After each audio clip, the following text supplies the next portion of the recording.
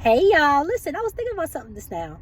I was thinking about grace, and I was coming back from the gym, and I started thinking about I was like, man, I got a lot going on. Like, I'm doing my going back for my second master's, planning the conference, planning ministry work, wife, a mom, I'm working, all this stuff. And so I was like, man, that's a lot. But as I go through the day-to-day basis, I realizing that I'm handling it better than I thought that I would. And so I thought about grace, how God's give you the grace for your race. It may seem like you got a lot on your plate. It may seem like a lot is on you when you sit down and look at it. As you're going through the motions, you really don't stop to think, oh man, it's a lot. Like you just doing it. You going through the motions. You doing what you got to do a daily day. Create a routine. You create a habit on everything, and you managing pretty well. And I thought about how God gives us the grace for our race. Oftentimes we want God to give us the grace for somebody else's race.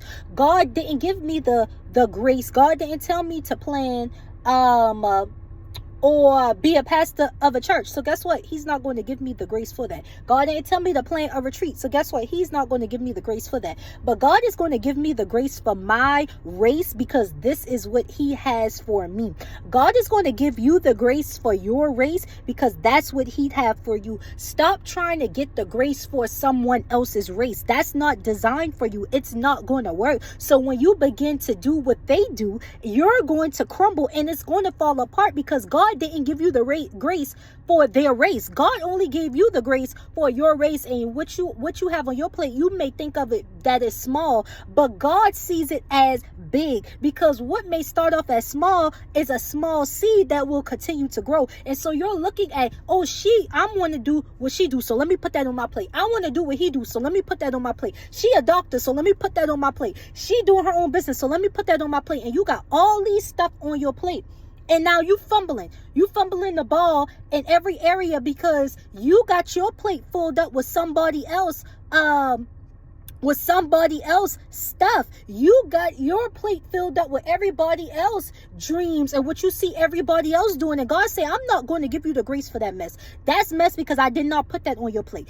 I'm giving you only the grace for your race, not somebody else's race. So I need you to know what I have graced you for this season. I need you to know what I have graced you for in your life. I need you to know what to put on your plate and what to leave on your plate. I don't need you adding no more. I don't need you taking no less. I need you to have what's on your plate with what I design and what I destined for you to have on your plate, because that I will give you the grace for. So when you see other people fumbling in that area, I'm going to give you the grace to do it. When it looks like it's impossible, I'm going to give you the grace to do it. Why? Because God is only going to give you the grace for your race. Y'all, that thing, y'all know I get excited over that word. God is only going to give you the grace for your race. Your race and what's on your plate is enough for where you are right now. Stop trying to put so much on your plate when you only can handle a little bit. Or maybe God has put a big plate in front of you. Don't keep adding on more of that, knowing that you can't handle it, knowing that you can't eat it. He's going to give you the grace for what he put on your plate, what he have destined for you to be, what he have destined for you to be.